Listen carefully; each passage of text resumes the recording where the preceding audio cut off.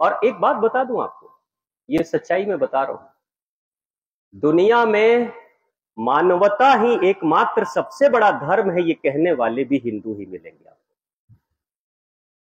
ये कहने वाले भी ज्यादातर हिंदू ही मिलेंगे, सनातनी ही मिलेंगे।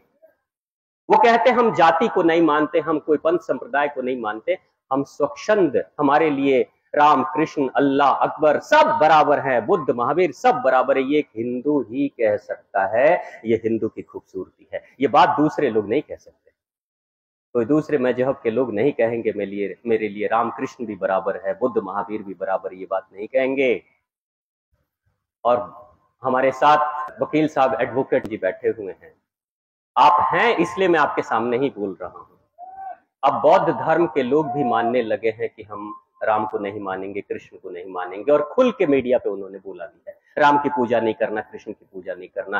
अरे हम तो बुद्ध को भी स्वीकार कर रहे हैं, और तुम राम में कौन सा प्रदूषण देख लिया या खराबी देख ली? भाई राम तो परम शुद्ध है, कृष्ण तो परम शुद्ध है। अरे शुद्धता को स्वीकार करो ना, बाद के वंशजों में बुराइयां आ सकती है, राम में कौन सी बुराई है? राम तो भीलनी के बेर को भी खाते हैं, भील प्रजाति की जो भीलनी है जिसको कोई स्वीकार नहीं करता, उस भीलनी के जूठे बेर को राम खाते हैं। राम से बड़ा हृदय किसका हो सकता है?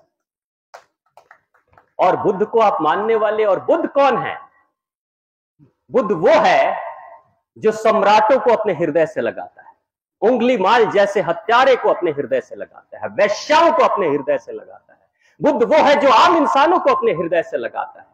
बुद्ध ने कभी नहीं कहा कि मुझे वर्ण व्यवस्था ऐसी ही चाहिए, ऐसा ही इंसान चाहिए, इस जाति का चाहिए, इस पंथ को मानने वाला चाहिए। बुद्ध ने कभी नहीं कहा। बुद्ध का हृदय इतना विशाल है, बुद्ध कहते हैं तू इंसान है, इतना ही काफी है मेरे लिए, बाकी जो परिवर्तन लाना है वो मैं कर दूंगा तुम्हारे अंदर। बुद्ध का हृदय इतना विशाल है, और बुद्ध को मानने वाले, बुद्ध के अनुयायी कहते हैं हम राम को नहीं मानते, हम कृष्ण को नहीं मानते, और शपथ दिलवा रहे हैं।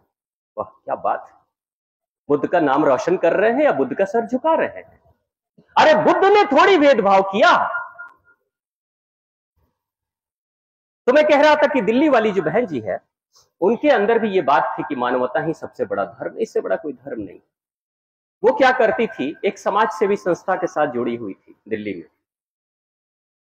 आस पड़ोस के कॉलोनी के आसपास में जितने गरीब परिवार के लोग थे, उनको वो देखती थी, मिलती थी, बात करती थी, और उसके बाद उनकी जरूरतों के अनुसार से अनाज देना, सब्जियां देना, दूध देना, जो भी सामाजिक संस्था से मिल जाती थी, दान से कहीं से चीजें मिल जाती थी उनको, वो बहन जी ले जाकर गरीब परिवार के लोगों को देती थी। और कोरोना के टाइम पे उन्होंने सबसे ज्यादा सेवा की लोगों की।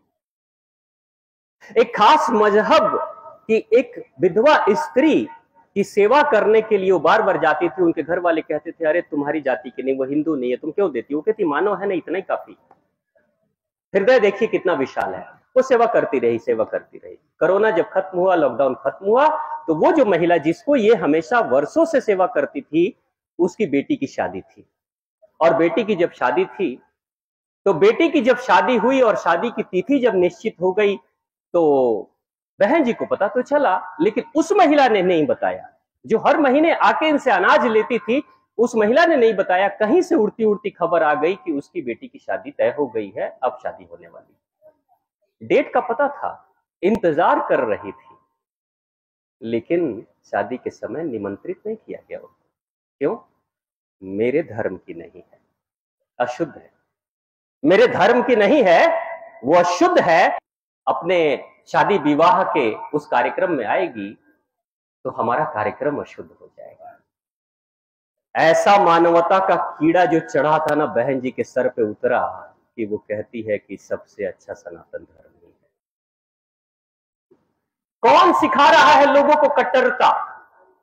किसके मन में, उस बहन जी के मन में डाला भेदभाव? किसने डाला?